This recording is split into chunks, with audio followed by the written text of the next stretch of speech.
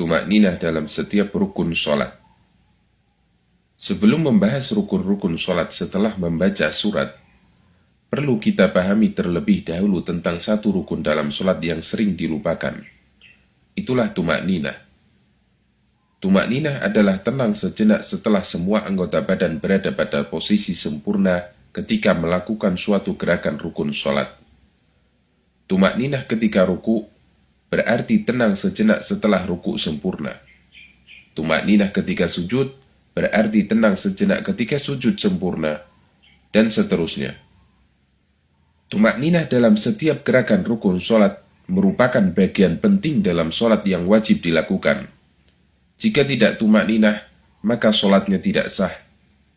Dalil yang menunjukkan wajibnya tumakninah adalah suatu ketika ada seorang yang masuk masjid, kemudian sholat 2 rakaat. Seusai sholat, orang ini menghampiri Nabi SAW yang saat itu berada di dalam masjid. Ternyata Nabi menyuruh orang ini untuk mengulangi sholatnya. Setelah diulangi, orang ini kembali lagi dan disuruh mengulangi sholatnya lagi. Ini berlangsung sampai 3 kali. Kemudian Nabi SAW mengajarkan kepadanya cara sholat yang benar. Ternyata masalah utama yang menyebabkan sholatnya dinilai batal adalah karena dia tidak tumakninah. Dia bergerak ruku dan sujud terlalu cepat. Hal ini berdasarkan hadis Bukhari, Muslim, Ibnu Majah, dan yang lainnya.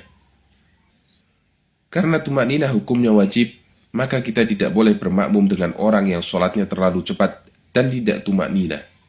Bermakmum di belakang orang yang sholatnya cepat dan tidak tumakninah bisa menyebabkan sholat kita batal dan wajib diulangi. Jika secara tidak sengaja kita mendapatkan imam yang gerakannya terlalu cepat, maka kita harus memisahkan diri dan sholat sendirian. Orang yang terlalu cepat sholatnya sehingga tidak tumakninah, Nabi SAW menyebutnya sebagai orang yang mencuri ketika sholat.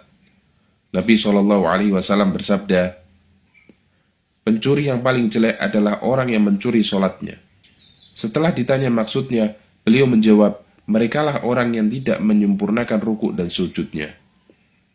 Hadis riwayat Ibnu Abi Syaibah, Tabrani, Hakim, dan disahihkan oleh Adz-Dzahabi.